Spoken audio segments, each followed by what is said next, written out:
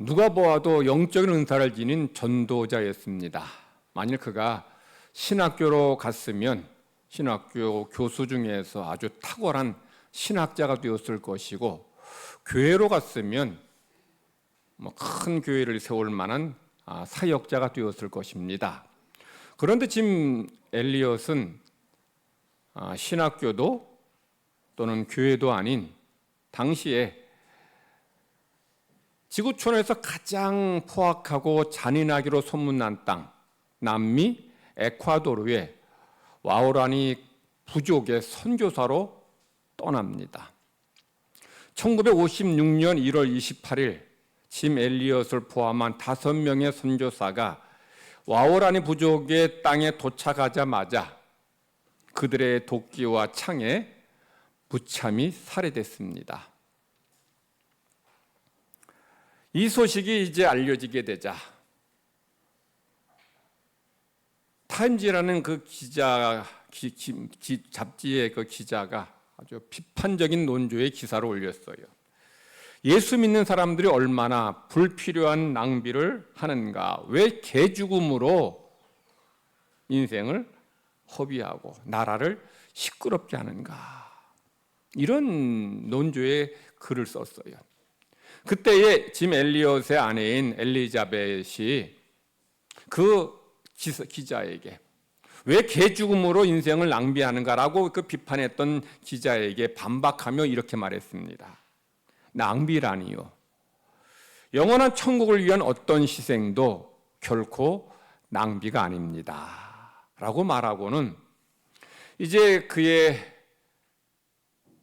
유복자 아들이 2살이 되었을 때, 그러니까 남편이 죽었을 때 이미 뱃속에 아이가 있었습니다마는 그 아이가 2살 되었을 때 이 엘리자벳은 간호사가 되어서 자기 남편을 죽인 와오라니 부족의 땅으로 들어갑니다. 선교사로 가요. 여자와 어린아이는 죽이지 않는 그런 전통이 있었던 와오라니 부족은 이 엘리자벳의 희생적인 섬김과 헌신에 감동되어서 물었습니다. 당신 왜 우리에게 이렇게 사랑을 베풀어 줍니까? 라고 물을 때에 엘리자벳이 이렇게 대답했습니다. 5년 전에 당신들이 경비행기에서 내린 5명의 그런 선교사들을 무참히 죽였는데 그 5명 중에 한 사람인 짐 엘리엇이 내 남편이고 이 아이의 아버지입니다. 내 남편, 이 아이의 아버지가 그렇게 전하고 싶어 했던 하나님의 사랑을 전하기 위해서 우리가 이곳에 왔습니다 라고 말했어요. 그러자 이 추장과 그 마을 주민 모두는 원수까지 이렇게 사랑하고 원수를 위해서 이렇게 우리에게 와서 간호사로 섬기는 그 희생에 감동해서 추장이 예수님 믿었고 또 마을 주민 전체가 다 하나님께로 돌아왔습니다. 그뿐 아니라 그곳에 많은 교회가 세워지죠. 그리고 짐 엘리엇과 그의 동료들을 도끼로 찍어 죽인 민케이라는 그런 원주민이 목사가 됩니다. 그리고 유복자였던 엘리엇의 아들이 자라서 원주민을 위한, 와우라는 부족을 위한 목사가 되죠. 이 짐 엘리엇과 그의 동료 선교사들이 와우라는 부족에 가서 복음 한마디도 전하지 못하고 죽었어요. 그런 그들의 죽음은 세상 사람들의 눈에 볼 때 개죽음처럼 보일지 모르겠습니다. 그래서 그 타임지 기자는 왜 이런 헛된 낭비를 하느냐 이렇게 비판적인 논조로 글을 올린 거예요. 그러나 짐 엘리엇의 그런 동료들의 희생적 죽음은 결코 헛된 죽음이 아니죠. 왜냐하면 그들의 죽음으로 인해서 와우라니 부족이 구원받았고 생명의 역사를 얻게 되었기 때문입니다.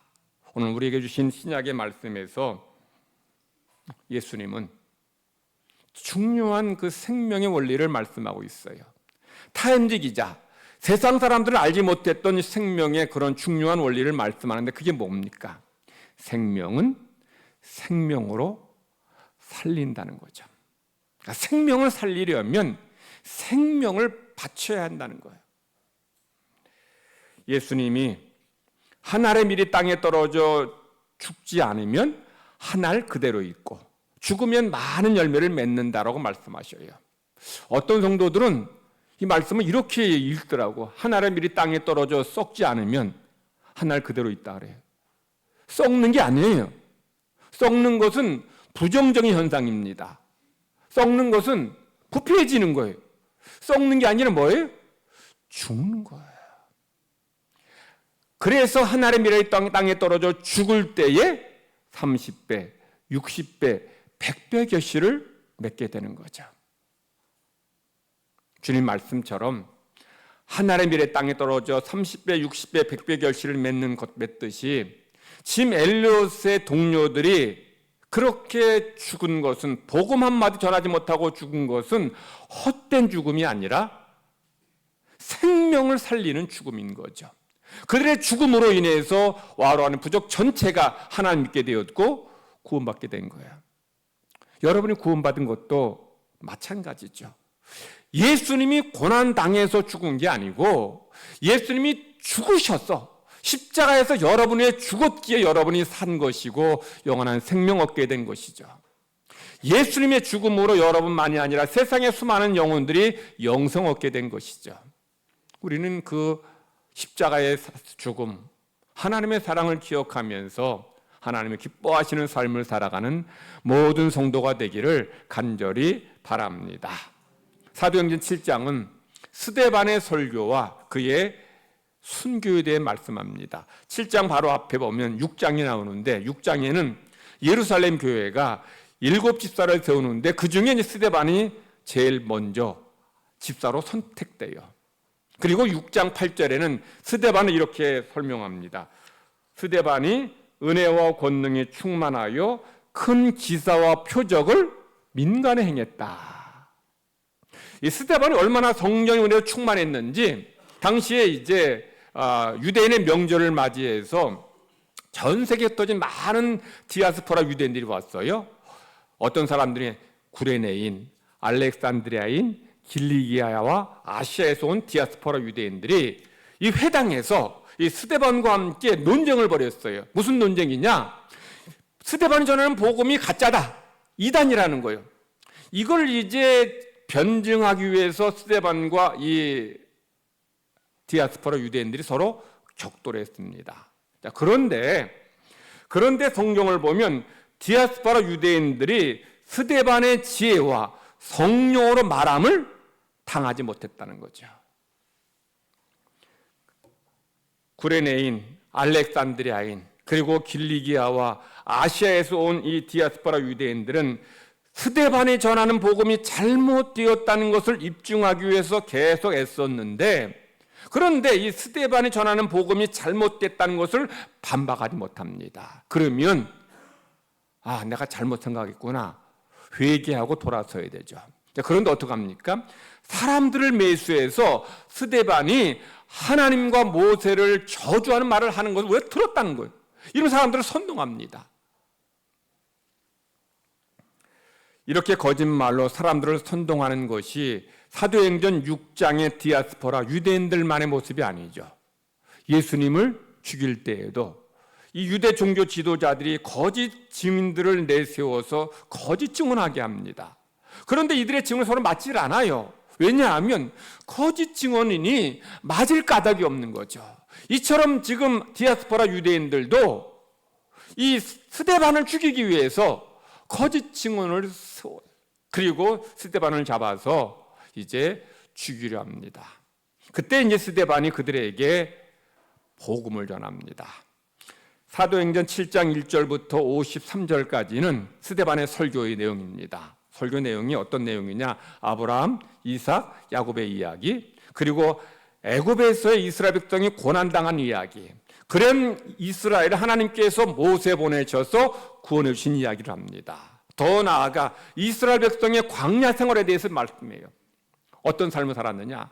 광야에서 계속 하나님 말씀에 순종하지 않았다. 그리고 우상을 만들어서 숭배했다. 이것을 설교하는 거예요.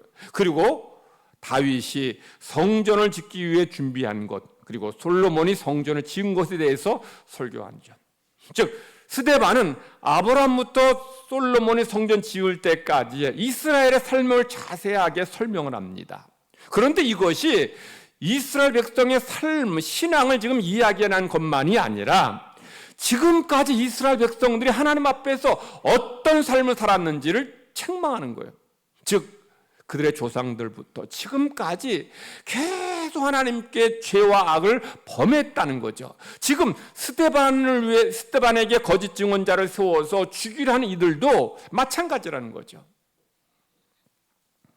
자, 우리 51절 말씀 우리 함께 다 같이 읽겠습니다. 시작. 목이 곧고 마음과 귀에 할례를 받지 못한 사람들아, 너희도 너희 조상과 같이 항상 성령을 거스린도다. 지금 스데반은 무슨 얘기예요? 이스라엘 백성 향해 뭐라고 말합니까? 목이 곧고 마음과 귀에 할례를 받지 못했다는 거죠.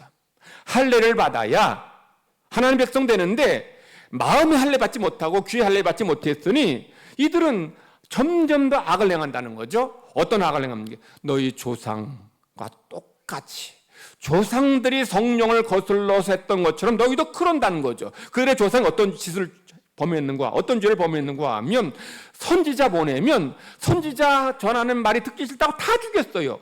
그처럼 지금 이 스데반의 설교를 듣는 이들도 똑같이 스데반의 설교가 듣기 싫다고 죽이려고 거짓 증언자를 세웠다는 거죠. 오늘 우리 읽은 말씀은 스데반의 설교를 듣는 이들이 마음에 찔려서 보인 반응입니다. 54절 말씀 우리 한번 다 같이 자막 보면서 읽겠습니다. 시작.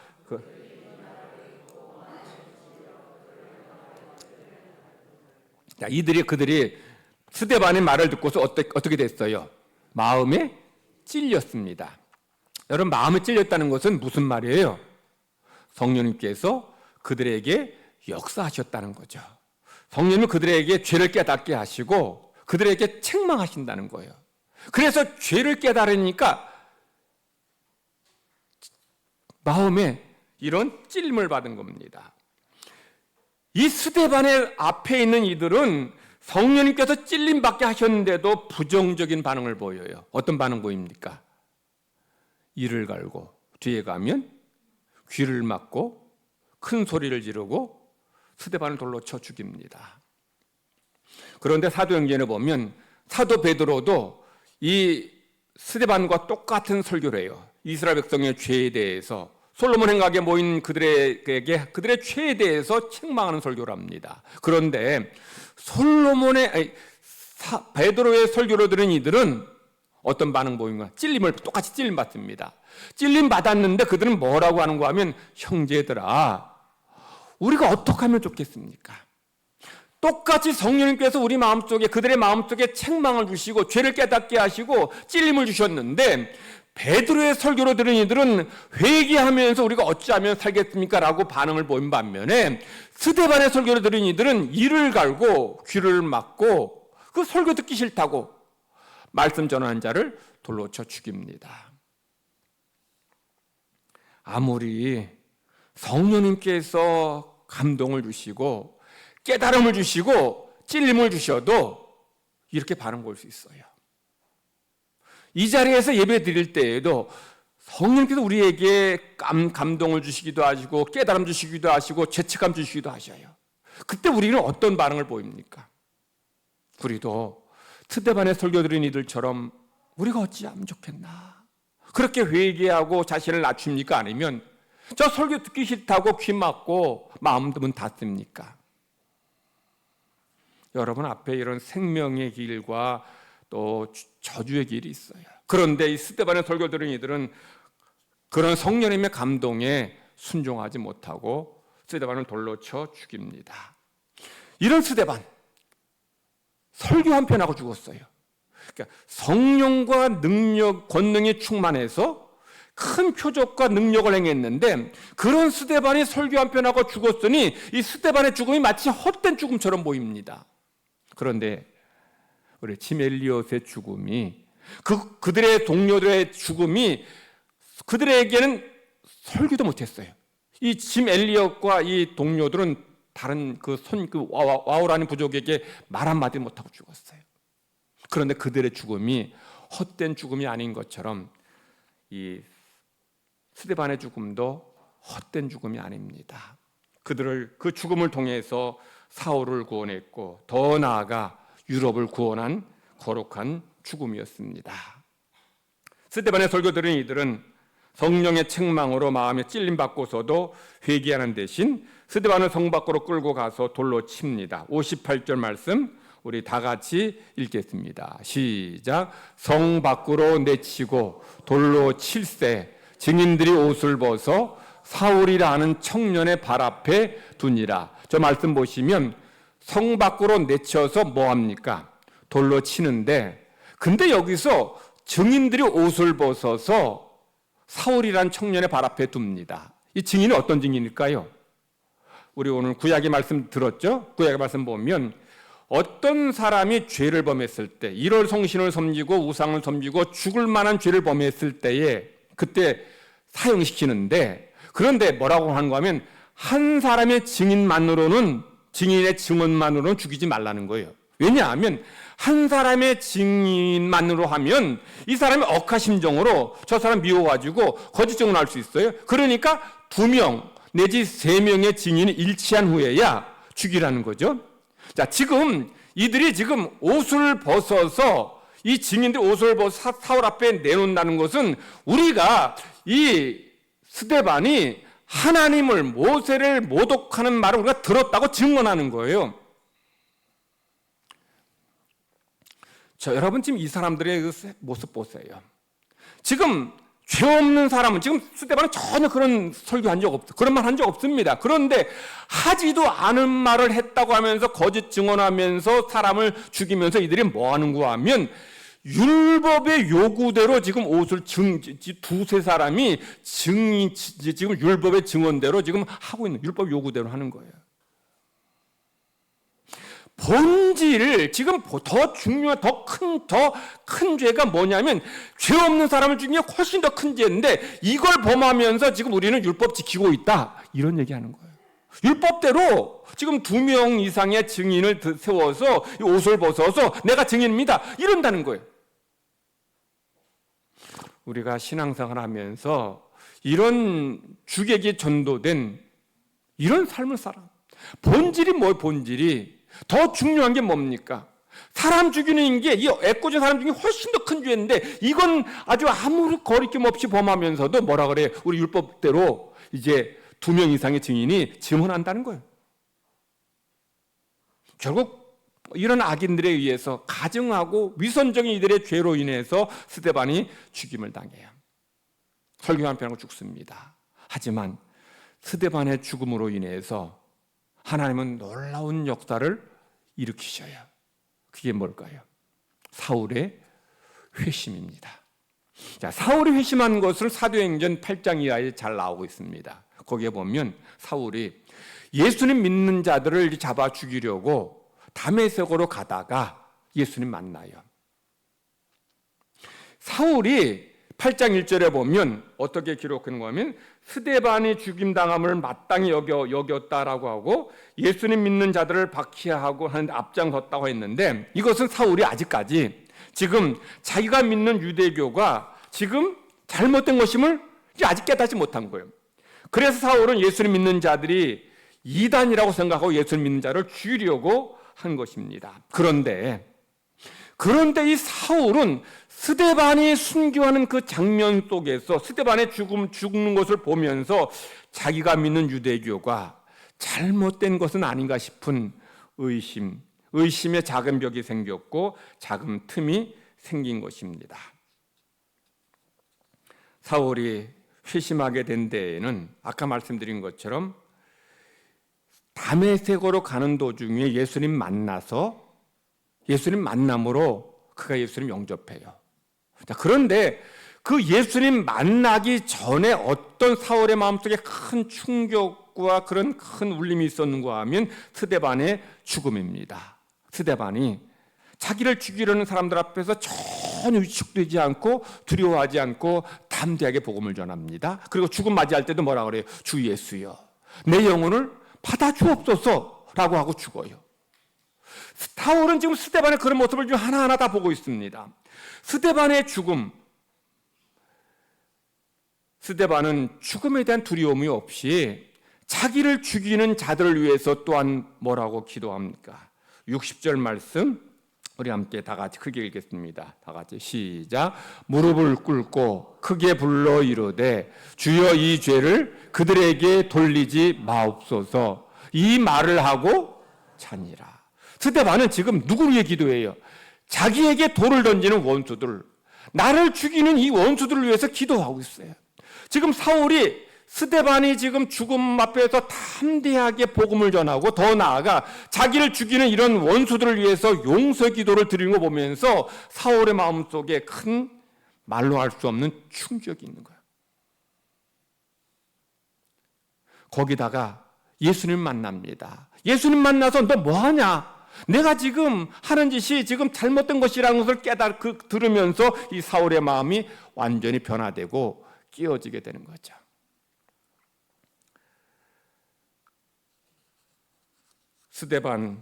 스데반의 죽음은 사울의 이 회심에 큰 영향을 주고, 그래서 결국 이 스데반으로 인해서 이 사울이 예수님을 영접하는 그런 역사가 일어나게 되는 것을 보게 됩니다. 영국의 찰스 스펄전 목사님이 젊었을 때에 어느 집회에서 순교자 스데반에 대해서 설교해요. 그런데 그 말씀을 다 듣고 나서 어떤 성도가 그런 질문을, 아주 도전적인 질문이에요. 뭐라고 하는가 하면, 아니 하나님이 전능하시다고 하는데, 아니 전능하시다는 하나님이 왜 이렇게 능력 있고 성령에 충만한 스데반이 아름답게 설교 전하는데 왜 그를 지켜주지 않고 죽게 만들었느냐라는 거죠. 하나님은 스데반이 죽임당할 때 돌들을 다 없애버리시지도 않았고 스데반을 피신시키지도 않았어요. 그러니까 스데반이 이렇게 죽임당하는 것을 지금 이 사람은 용납이 안 되는 거예요. 그래서 스펄전 목사님에게 따지듯이 물었어요. 그러니까 스펄전 목사님이 잠시 기도하고 조용히 대답합니다. 뭐라고 대답하는가 하면, 하나님은 스데반에게 기도하도록 하셨습니다. 주여, 저들의 죄를 용서해 주옵소서라고 말입니다. 이 말은 무슨 말일까요? 하나님은 스데반이 자기 향해서 돌 던지는 사람들을 위해서 저들을 용서해 달라고 기도하게 하셨다는 거예요. 그렇게 함으로 인해서 사울의 그 강팍하고 굳은 마음이 녹아지고 깨지게 하셨다는 거예요. 즉 사울의 회심은 이 스데반의 이런 용서의 기도와 담대한 죽음만이 아니라 나중에 예수님 만남으로 인해서 그가 결정적으로 무너지게 된 거예요. 그러니까 예수님 만나서 거듭나게 됐지만 이 스데반의 이런 희생적인 죽음, 원수를 위해서 용서해달라는 이런 기도로 인해서 이 사울의 마음에 의심의 벽이 생기게 됐고, 예수님 만남으로 인해 그 벽이, 유대교에 대한 그런 벽이 와르르 무너지게 된 거예요. 그래서 그가 하나님을, 말씀을 전하는 선교사가 되고 전도자가 된 거예요. 그래서 스데반의 죽음은 사울을 살린 죽음이고 유럽을 구원한 죽음입니다. 비록 스데반은 유럽에 가서 복음 전하지 못했지만 그가 죽음으로 인해서, 복음 전하고 죽음으로 인해서 사울을 전도자로 만들었기 때문입니다. 스데반의 죽음 앞에서 우리는 하나님이 하시는 구원의 방법을 보게 되죠. 그게 뭐예요? 생명은 생명으로 얻는 거예요. 생명을 얻으려면, 생명을 구하려면 생명을 버려야 된다는 거예요. 이것이 십자가의 방법이고 하나님의 방법입니다. 하나님, 그렇다고 해서 우리 모두가, 여러분이 다 죽어야 여러분의 가족, 이웃들을 구원한다는 그런 뜻은 아닙니다. 물론 지금도 선교지에는 복음 전하다가 순교한 이들도 있어요. 그래서 영혼 구원한 이들도 있습니다. 그런데 하나님께서 말씀하시는 것은 생명은 생명을 얻는다는 말씀은 우리가 정말 나를 낮추고 희생하고 나를 버림으로 그리고 사랑함으로 그런 가운데 생명의 역사를 이루어 갈 수 있다는 거죠. 우리가 생명을 주듯이 정말 귀한 것을 얻으려면 귀중한 것을 버려야 얻을 수 있어요.